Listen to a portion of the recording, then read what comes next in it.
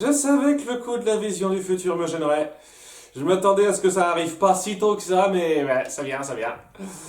Bon, ça commence, le premier épisode qu'on va traiter sur quelque chose de vraiment bon, pas extraordinaire, pas niveau pouce levé, mais quand même bien, où il y a Greg qui passe du temps avec Steven, et à un moment donné, il retombe sur le garage qu'on avait vu dans l'épisode 2, qui est rempli à ras-bord, et il y a Greg qui se dit, voilà, c'est bientôt la fin de l'année, on va fêter ça avec des feux d'artifice, ça jouera un petit rôle ça, et tant qu'à faire, attends prendre la bonne résolution de tout ranger, de faire un petit peu de tri là-dedans. Et Steven se dit, tiens, j'ai la gemme parfaite pour nous aider. Et c'est Améthyste.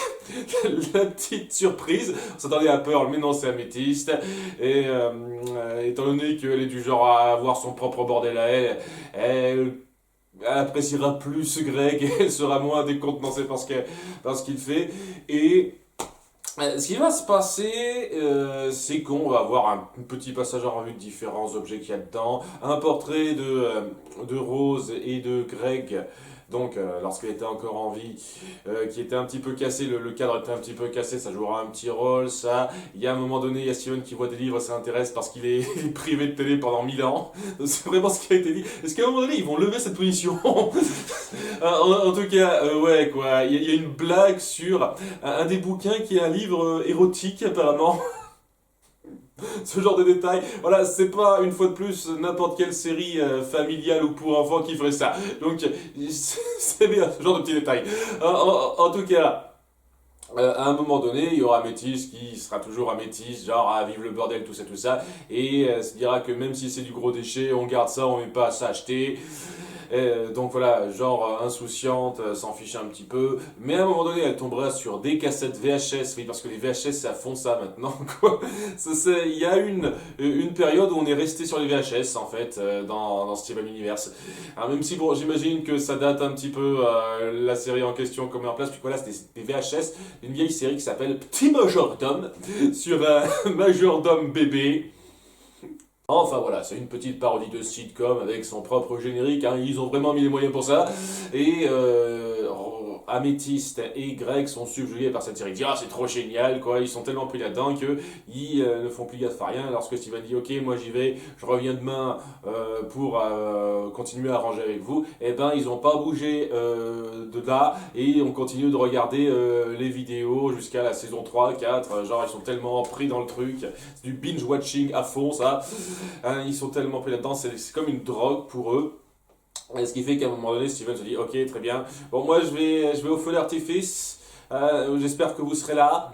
Et ils sont pas là. Hein, et ils seront toujours pris dans ce truc-là.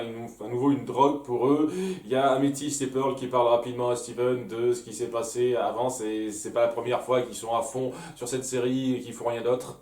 Et lorsque Steven revient voir ce qui se passe, on finit par avoir une petite dispute entre eux, puisque Greg finit par se rendre compte qu'il a loupé les feux d'artifice du nouvel an alors qu'il avait promis à son fils, tandis qu'Améthyste est du genre ah non laisse tomber c'est pas grave il s'en fiche Steven c'est un grand garçon. À nouveau un je m'en foutisme à un niveau légèrement antipathique par moment, mais bon voilà il y a une dispute qui se met en place et c'est un truc qui me plaît beaucoup parce que ça met en avant un truc qui honnêtement n'a jamais été appuyé particulièrement avant, c'est le fait que ouais Greg en connaissant Rose a dû connaître un petit peu les autres gemmes avant. Et j'ai le sentiment que Pearl et Garnet n'ont jamais vraiment traîné avec lui. Par contre, Améthyste a traîné avec lui avant. Et il y a une espèce de passé comme quoi, voilà, il y a un bon vieux temps entre eux. Seulement, ce bon vieux temps est entaché par le fait que Rose l'a quitté à cause de lui. C'est comme ça qu'elle le voit, Améthyste. Et Greg, qui le vit mal, qui prend très mal le fait qu'Améthyste prenne différentes formes pour le taquiner et même l'attaquer un petit peu. Hein, la dernière étant celle de Rose, évidemment. Donc c'est assez grave de faire ça quand même, hein, prendre la forme des morts. Mais ça montre bien que cette espèce de ressenti assez fort qu'elle a, comme quoi elle a perdu son ami et qu'elle l'impute un tout petit peu à Greg. Voilà, c'est bien fichu et j'apprécie le fait qu'on appuie ce passé qu'il y a. Voilà, hein, pour une fois. Parce que je suis désolé une fois de plus, hein, Steven il est pas né à l'épisode 1, ça aurait été cool d'appuyer ça avant, mais voilà, qu'on appuie ça maintenant, c'est cool, ce genre de détail pour montrer qu'il y a eu un avant Steven et que la situation elle est pas telle qu'elle est et on s'en fout de ce qu'il y a eu avant. Donc là c'est très bien, ça, ce petit moment dramatique entre ces deux-là, ça passe nickel. Steven il réagit pour dire qu'il faut laisser le passé derrière à un certain niveau et penser au présent. Améthyste était un petit peu déboussolée par ça, elle s'enfuit un petit moment, mais le lendemain, elle a repris un petit peu ses esprits, gagné un petit peu en responsabilité en faisant appel aux autres gemmes pour aider à ranger bien le garage comme il faut, pas selon ses bons petits désirs en disant oui, on garde tout, c'est trop génial. Et à la fin, elle a même fait en sorte de réparer le petit cadre avec la photo de Rose et Greg pour montrer que bon, ça s'est arrangé, il y a un pardon qui s'est fait, qu'elle regrette un peu ce qu'elle a dit, tout ça, tout ça. C'est un très bon moment émotion, un très bon passage qui appuie ce qui s'est passé avec Greg et les gemmes et comment on perçoit sa relation avec Rose en fait. C'est vrai que c'est un truc qui n'a pas été beaucoup mis en avant, donc j'apprécie beaucoup ça. J'apprécie que ça se fasse à travers Améthyste. J'avoue que c'est celle qui est le plus direct, franc à ce niveau-là, donc je pense que c'est le meilleur personnage pour afficher ça. Et j'ai peu de choses à dire, honnêtement, peu de choses à dire.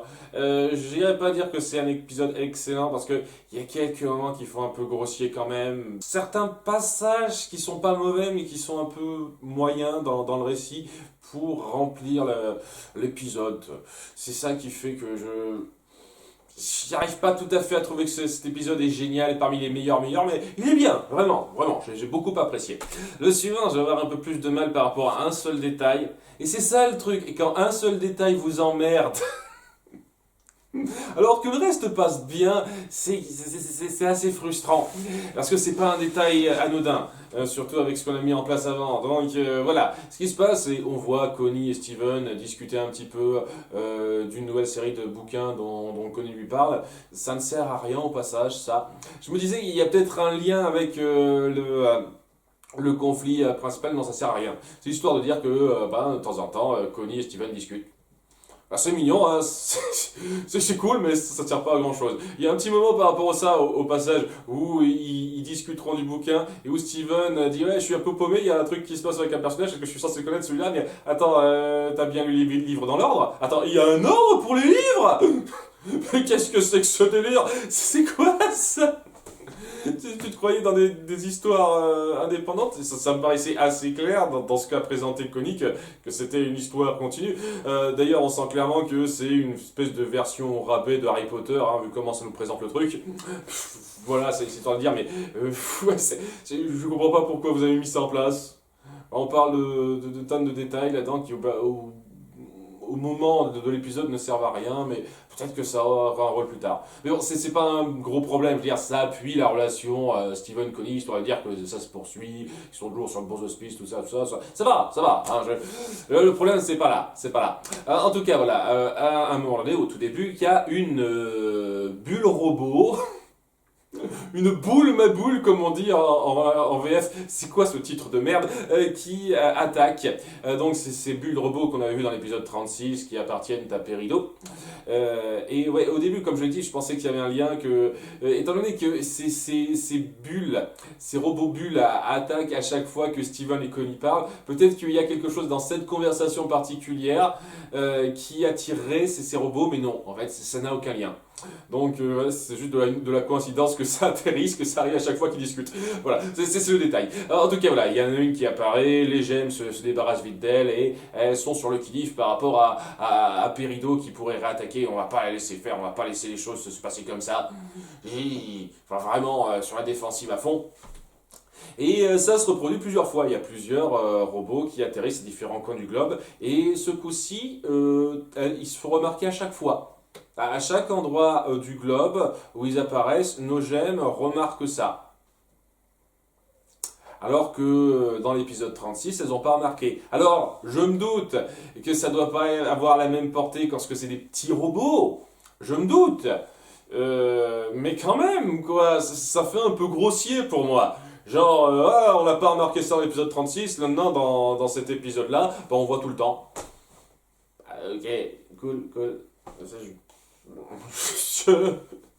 Je sais pas, ça paraît un peu facile pour les besoins de votre scénario. Mais nous, c'est pas grave, c'est un détail, ça.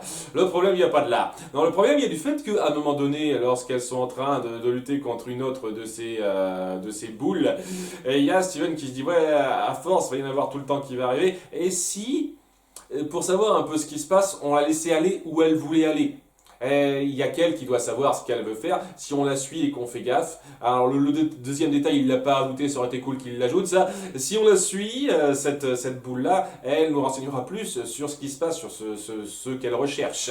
Et il y a nos trois Jem qui se posent des questions et puis Garnet qui dit je suis pas sûr. Hein. Et j'ai un petit problème avec ça, parce que Garnet, tu as la vision du futur. Tu devrais savoir ce qui va se passer si vous lâchez cette créature. C'est clairement une possibilité de futur qu'il y a. Tu devrais voir ce qui se passe après. Donc, comment ça se fait que tu laisses ça se faire? Alors, là, je peux comprendre encore que tu le fasses, mais dans la mise en scène, c'est clairement fait comme si elle découvrait tout. Hein. Est-ce que ça lui arrive genre une fois tous les 2 jours, c'est cette capacité-là? Est-ce que c'est un truc que vous allez nous redconner une fois de plus? Genre, ouais, j'ai cette vision du futur, mais pas tout le temps. Il y a des jours où ça marche pas. À ce moment-là, toutes les fois où j'aurais pu avoir une vision du futur qui aurait arrangé les choses, fait en sorte que ça vire pas aussi mal, c'est juste que j'avais pas ce pouvoir-là à ce moment-là. Hein. Oh, on est trop des bons scénaristes. Hein. J'imagine que ça serait toujours mieux que le coup du j'ai tout le temps cette vision et ça marche pas parce que mon cul, on n'y pense pas en tant que scénariste, mais. Ouais, c'est ça le problème à balancer un truc aussi gros comme ça, c'est que il faut y faire gaffe tout le temps maintenant. Un pouvoir aussi puissant, surtout autour d'un personnage qui est déjà très puissant de base, lui donner ça, et ça amène énormément de scénarios casse-gueule qui auront pas autant de puissance et d'efficacité, parce que justement il y aura toujours ce souci du comment se fait-il que Garnet, qui a sa vision du futur, ne fasse rien, ne réagisse pas comme si elle avait cette vision-là. Il va y avoir des tonnes d'épisodes comme ça et ça va gâcher tous ces épisodes. C'était un ajout hyper maladroit. Vous auriez jamais dû faire ça. Voilà, donc oui, limite je devrais faire un compte de tous les épisodes où ça va me gêner ça. Et je peux vous assurer que si je faisais ce compte-là, on dépasserait facilement les 20-30. 20-30 épisodes avec tout ce qui reste, je suis sûr qu'on pourrait dépasser facilement les 20-30 épisodes. Surtout si on compte tous les épisodes de la première saison où vraiment ça gêne horriblement 2 fois sur 3 presque. Hein. Donc ouais, je sais pas, hein, est-ce que je fais ce compte-là? Hein, je lance un appel, est-ce que ça vous dit? En tout cas, donc maintenant qu'il faut passer outre ce détail qui est pas important du tout dans cet épisode parce que ça emmerde les scénaristes de prendre en compte ça, ils se rendent, nos personnages, sur Kindergarten, la maternelle une fois de plus, où donc se rend le robot par téléportation et il veut faire un certain truc là-bas. Hein, donc un truc que j'apprécie bien, c'est qu'on appuie, qu'il y a ce passé avec les gemmes et Améthyste qui est un peu mal à l'aise dans le coin. C'est bien d'appuyer ça. Et voilà quoi. Donc il crée une espèce de tunnel qui amène à une espèce de salle de machine sous terre que nos gemmes n'ont pas pensé à chercher. Elles n'ont pas fait de recherche poussée du coin. J'imagine que Peridot est en lien avec ça. Qu'elle connaît un petit peu le coin. Les gemmes Homelands connaissent ça. Je ne sais pas, c'est bizarre. Pour l'instant, il y a pas mal de questions qui se posent, mais à nouveau, c'est du mystère compréhensible, ça. Et donc, voilà, la créature, la petite boule, finit par rouler jusqu'à un panneau de contrôle, ce qui amène à ce que Peridot se branche, se connecte au coin, pour faire je sais pas trop quoi. Elle fait une sorte d'état des lieux pour l'instant, mais on sait pas trop ce qu'elle veut faire. Bon, j'imagine que ça aurait été un petit peu con de la laisser continuer jusqu'au bout. C'est sûr, hein. Donc c'est bien de faire ça. Tandis que Steven essaye un tout petit peu de parler avec elle. Et Peridot et lui se posent certaines questions, mais elle ne tarde pas à vouloir se débarrasser du Steven. Parce que ça pourrait être gênant. On sent que c'est quelqu'un du genre direct, quoi. Ça n'a pas d'utilité, c'est gênant, on s'en débarrasse. Voilà, mais de façon très froide presque. C'est un peu particulier. Hein. Je sais pas exactement ce que vous comptez faire avec ce personnage, parce que j'ai légèrement le sentiment que vous voulez en faire plus qu'un méchant basique. J'ai l'impression que vous voulez en faire quelque chose de plus complexe que ça. Donc pour l'instant, je suis assez intrigué. Nos gènes sauf Steven détruisent l'appareil qui donnait le contrôle à Peridot, et voilà. Hein, ça fait progresser les choses de façon acceptable en termes d'informations sur la menace, etc. J'apprécie beaucoup ça. Ce qui me gêne, comme je l'ai dit, c'est le pouvoir de Garnet, quoi. Mais ça va être le cas pour énormément d'épisodes, je sens. C'était stupide de faire cet ajout, je suis désolé, c'était stupide. Ça va m'emmerder pendant toute la série. Je sens que ça va m'emmerder pendant toute la série, ça. En tout cas, oui, indépendamment de ça, c'était quand même bien. Hein, on va dire que c'est pas mal comme épisode malgré tout. Et j'ai apprécié comment on mettait en place davantage ce mystère. Qu'est-ce qu'on veut faire avec le Kindergarten, la maternelle. Il y a pas mal de questions, le petit suspense et le mystère qu'ils mettent en place, qui agrippent bien. J'apprécie beaucoup ça. Voilà, donc 2 épisodes de bonne qualité, hein, que je regrette pas d'avoir vu, et j'espère que ça va se poursuivre comme ça. Et à chaque fois que je dis ça, ça retombe. On verra bien. À bientôt pour les épisodes 45-46. Bye.